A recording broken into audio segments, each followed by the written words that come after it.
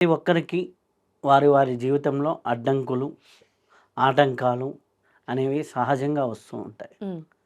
అడ్డంకులకి, ఆటంకాలకి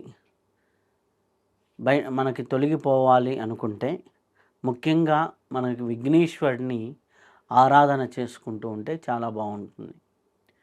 విఘ్నేశ్వరుడిని ఆరాధన చేసుకునే విధానం కూడా ఒకటి ఉంది. హ్మ్. దీనివల్ల మనకేం ప్రయోజనాలు కలుగుతాయి అంటే ముఖ్యంగా గణపతిని విఘ్నేశ్వరుడు అంటారు. మన విఘ్నాలను తొలగించే నాయకుడు మనకి. హ్మ్. అలాగే గణాలకు అధిపతి అంటే మనల్ని తీసుకెళ్ళి ఉన్నతంగా కూర్చోబెడతాడు. ఇలా మనకి ఒక్కొక్క టి ఉంటుంది. అంటే మొట్టమొదటి పూజా కార్యక్రమానికి తొలి పూజ ఆయనకే జరుగుతుంది. కాబట్టి మనకేంటంటే విఘ్నేశ్వరుడిలో చాలా క్వాలిటీస్ ఉన్నాయి. హ్మ్. అంటే మనకి ఎట్లా అంటే సింపుల్‌గా చెప్పుకోవాలని సిద్ధి, బుద్ధి సహిత వినాయకుడు అంటారు. మనం పని అవ్వాలంటే సిద్ధి కావాలి. హ్మ్. పని సంస్కారవంతంగా అవ్వాలంటే బుద్ధి కావాలి. అవును.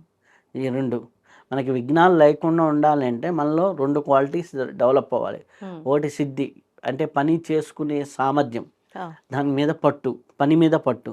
బుద్ధి తెలివితో చేయటం, హ్మ్. తెలివిగా చేయటం, తెలివి. విచక్షణతో చేయడం, వివేకంతో చేయడం బుద్ధి.